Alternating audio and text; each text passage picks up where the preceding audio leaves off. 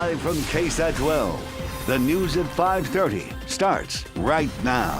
First at 5:30, we are talking about street racing. It is an exhausting problem both state and local law enforcement agencies say is only getting worse. Proof of that frustration in the words of our own San Antonio Police Chief William McManus. This afternoon, he took to Twitter venting about yet another street takeover last night.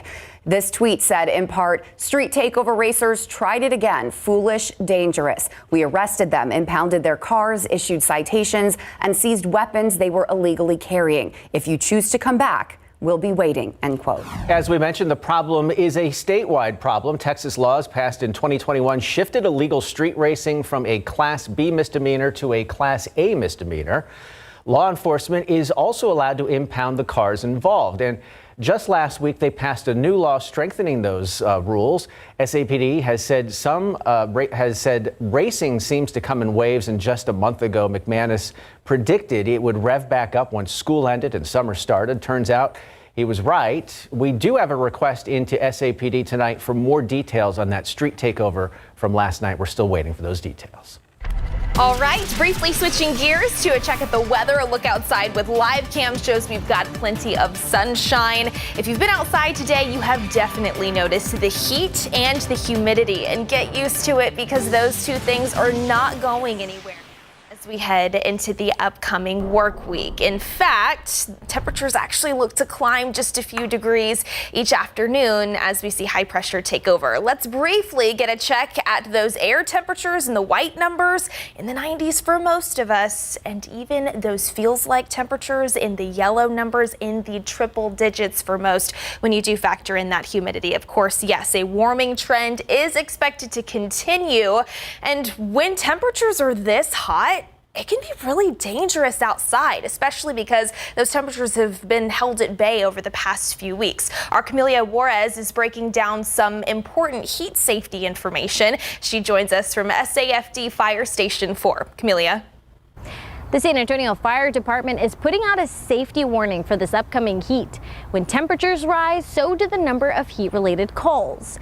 So if you're outside, doing yard work or attending an outdoor game, you may start to experience dizziness, heavy sweating, nausea, and weakness. Those are signs of heat exhaustion. Be sure to get to a cooler area, drink some water, maybe remove some layers of clothing. Keep an eye out on those symptoms because heat exhaustion can lead to a heat stroke, and that's a medical emergency. Call 911 if someone is confused or becomes unconscious. While enjoying the outdoors, it's important to listen to your body, take breaks from the heat, and drink lots of water. If you're a senior or someone living with a disability, Project Cool is giving out free fans. To get one, call 211, or you can donate a fan to any San Antonio fire station. Camelia Juarez, KSAT 12 News. Taking a look at other stories we're following this Sunday, two people, including a teenager, were taken into custody after a man was found shot dead in a hall. That happened inside a home located in the 4400 block of Hampstead. Last night around 7:30, officers found a 51-year-old man with a gunshot wound to his chest in the hallway of that home. He was pronounced dead at the scene. Authorities say two suspects, a 31-year-old man and a 17-year-old, both taken into custody for questioning. A man was in the hospital this morning just after a crash north of downtown. This was the scene from just a couple hours ago. San Antonio police say the driver was headed south on Blanco Road and West Linwood when he lost control. He crashed into a wall and had to be pulled out by San Antonio firefighters. He was taken to the hospital with life-threatening injuries. We're told there were no signs of intoxication.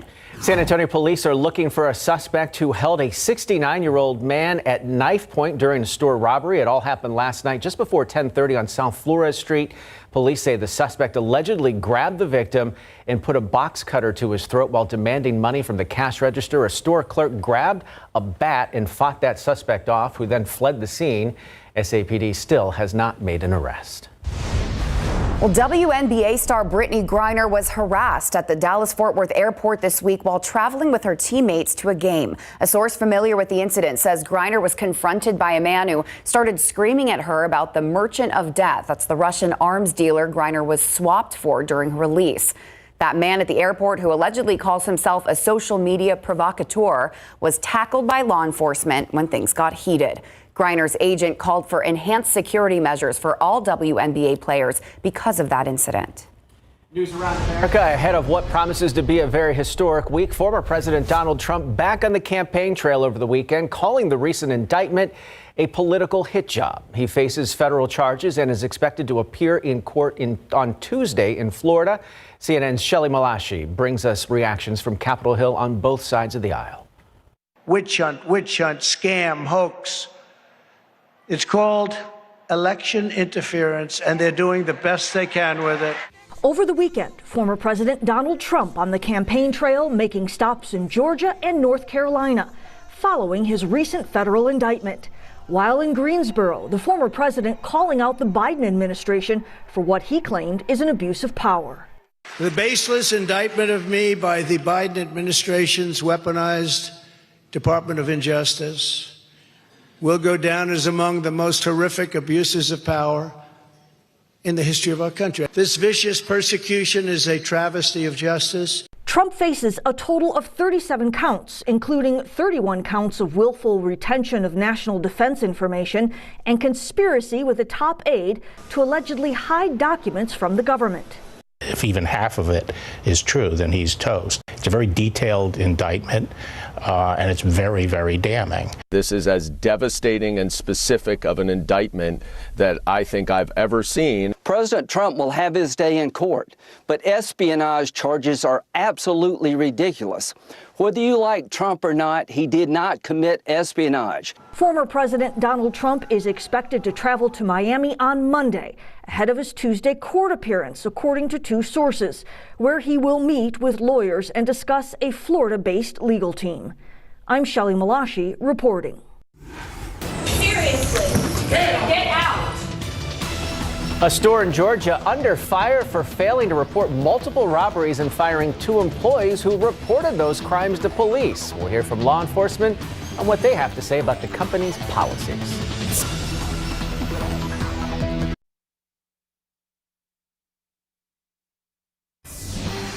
The state of New Mexico has reached a $500 million settlement with Walgreens over its role in the opioid epidemic. Lawyers for the state said Walgreens failed to red flag prescriptions that weren't needed for medical use, and they continued to refill those prescriptions without doctors' approval. In addition to the money from Walgreens, they will also get $274 million from other pharmacies, including CVS and Walmart, for their roles in the epidemic. The settlement money will be used to fight opioid addiction. The company Lululemon under scrutiny for firing 2 employees in Georgia for contacting police after a robbery.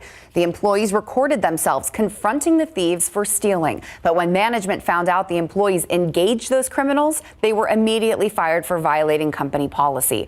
According to one of those workers, this was the 5th or 6th time a robbery happened in the store, with Lululemon refusing to take action or call the police. They submitted the video to authorities, who then later caught the thieves at another store. The city's assistant police chief criticizes poor store policies and a failure to take action to stop crime. As a result, what we see is that businesses with poor policies about reporting crime tend to attract repeated incidents of organized retail crime. Lululemon told the local media that employees were fired for physically engaging with the perpetrators. Well, coming up after the break, we check back in with Mia, who has more on the sweltering heat we're about to face.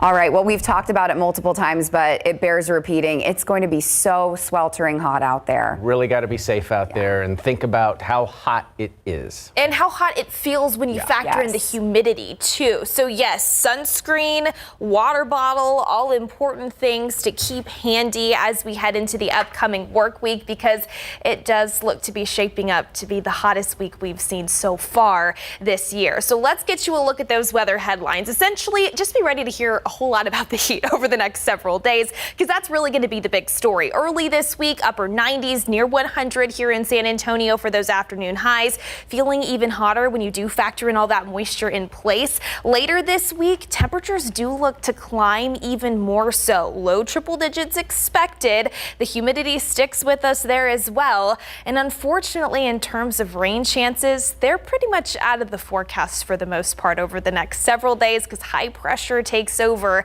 So pretty much next to nothing this week as well. So we'll go ahead and talk all about it. Of course, if you've stepped outside today, you know how hot it is. You can feel the humidity in the air as well. Temperatures across the region in the 90s for most. Cotulla, however, has been able to climb into the triple digits. 104 the air temperature this hour. We're sitting at 98 here in San Antonio, 99 over in Kennedy.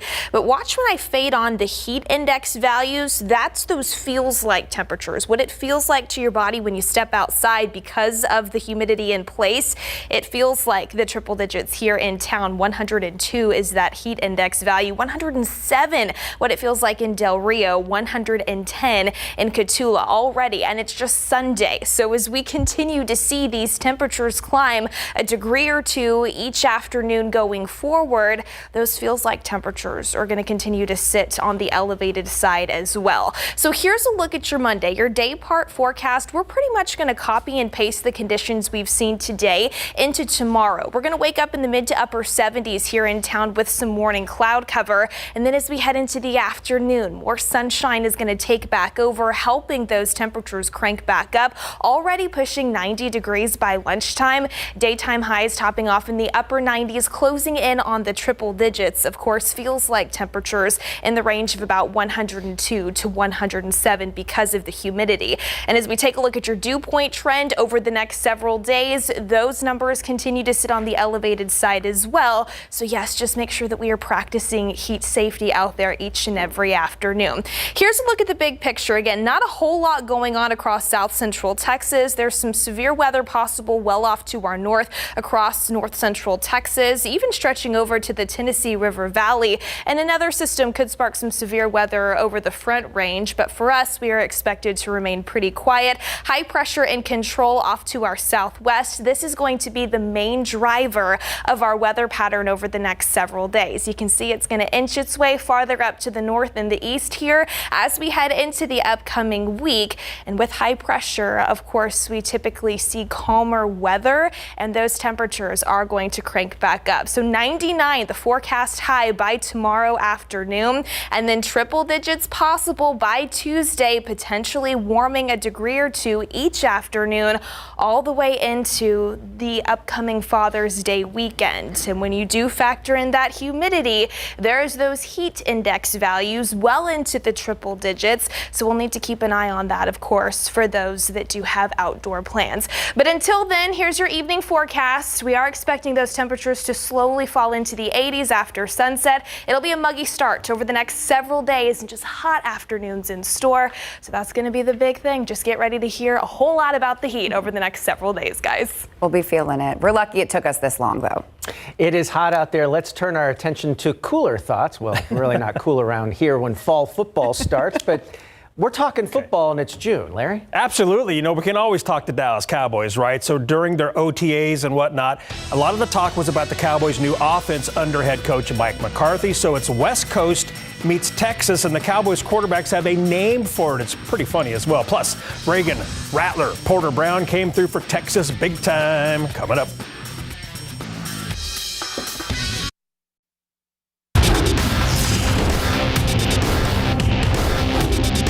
Dude, everybody on this team can play in the league, like point blank period. That was Dalton Schultz's response when asked if Texans quarterback Davis Mills can play in the NFL and Big Board Sports. Pro football coverage, powered by Davis Law Firm. For now, the Dallas Cowboys are finished with their offseason workout program. The next time we will see them is in late July when they get together at the Star in Frisco before heading to Oxnard, California to start training camp. Now, so far this offseason, there's been a lot of talk about the Cowboys' new offensive scheme under head coach Mike McCarthy and offensive coordinator Brian Schottenheimer. It's a combination of McCarthy's West Coast offense and the offense of former OC Kellen Moore left behind. Dak and the QBs have a new name for their offense. It's funny. This is the Texas Coast. We've just renamed that, the quarterback. So it's got definitely some West Coast principles, but has a little bit of what we've done in the past, and just obviously marrying them together with a lot of detail and maybe, in a sense, a system that's not out there. So there you go. So with all the changes, how much do you feel you are owning this offense? Yeah, I mean, I think I'm in a good spot. Obviously, there's more to grow. As I said, I'll use these 5 weeks to make sure that I'm crossing my T's and dotting my I's in that sense, and I'm mastering what I'm good at. And so I feel great at the things that we've put in, that we've done. And I'd say, yeah, I'd say I own it, but I want to obviously own it more. Wideout Brandon Cooks has turned ahead since joining the boys, thanks in large part to his speed. The dude is fast, plus the team really enjoys his veteran leadership. The Houston Texans will also get a nice long break before training camp starts in late July, the first one under new head coach DeMeco Ryans. The Texans appear to have a 1,000-yard rusher and second-year back Dameon Pierce. Last season as a rookie, he rushed the ball 220 times for 939 yards in 13 games played. He topped 100 yards twice with a season-high 139 against the Eagles. Tight end Dalton Schultz, who joined the Texans after 5 seasons with the Cowboys, was asked his thoughts about Pierce. Man, dude, that kid can run hard. He's a great player. He's, dude, full energy, ball energy. You know, he's one of the, I mean, I had to ask him, I'm like, what year is this for you? Because, like, he carries himself like a vet, you know what I mean? And so, you know, it's just listening to a kid that's been here, you know, he's a second-year lead guy. You know, kind of surprised me a bit because he definitely gives off that kind of veteran, you know, established leadership style. And so, you know, having him kind of, you know, be at the head of the running back room, I think is big time going forward. Cornerback Derek Stingley Jr. is coming off a great rookie season in which he did not allow a touchdown pass. Congratulations to Providence High School basketball player Callista Bird Martin, who committed to Texas Tech yesterday. The 4-star recruit is one of the best in Texas and the U.S., and she will join the Red Raiders after her senior season. She's a combo guard, and she can flat out play. She averaged 24.7 points and 14.6 boards last season as a junior for the Pro Vets. So check out the class of 2024 Hoop Girls recruiting rankings per ESPN Women 100. Number 27 is Ariana Robertson from the state champion Clark Cougar. She's undecided as of now. Number 44 is Ryan Forcier from Brandeis High School. She will take her skills to Southern Cal, and Bird Martin comes in at number 91 in the country, and she will head to Lubbock after high school. San Antonio FC drew El Paso Locomotive 2-2 last night at Toyota Field. And for the second straight match, SAFC started fast with the goal in the first 4 minutes. Mitch Tainer headed home a corner for a second straight match with the score. El Paso answered quickly, scoring in the 11th minute to level the match. In the 60th minute, SAFC retook the lead after Justin Dillon found Samuel Adeniran to make it 2-1, but El Paso tied it in the 78th minute. During post, Mitchell was asked about the team scoring so quickly, just like they did last week. Yeah, I mean, I don't think it's luck. It's stuff that we really focus on during the week. We take pride in the set pieces, and you know we've been able to capitalize on quite a few of them recently. So it's a good run of form, and hopefully we can keep that going into next week. Thoughts on the first goal and then almost having a second one? Yeah, I mean, it was a great ball in by Jorge initially, and you know it was a good header to jump over the guy, hit it back across. Happy to help the team, and you know when I scored the second one, I looked at the replay. I didn't think it was, but I really didn't pay too close attention to it. So, you know, it's not my decision on the offside. So, you know, I got to take a look back at it, but it is what it is. San Antonio FC has a short week as they will play at San Diego Loyal SC this Wednesday at 9 p.m. local time. And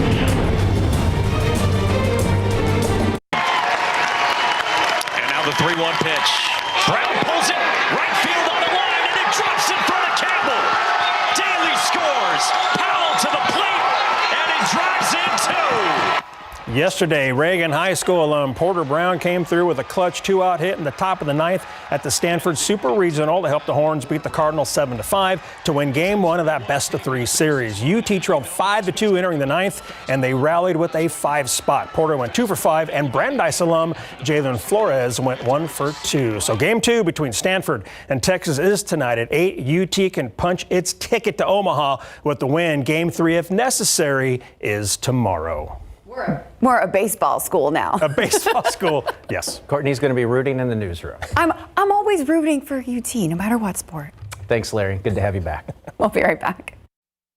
All right, here's another look at your Monday, starting off in the mid to upper 70s with some cloud cover here in San Antonio. More sunshine by lunchtime. Temperatures approaching the 90-degree mark, and we're honestly going to approach that 100-degree mark as we head into the afternoon. Forecast high of 99, feeling even hotter.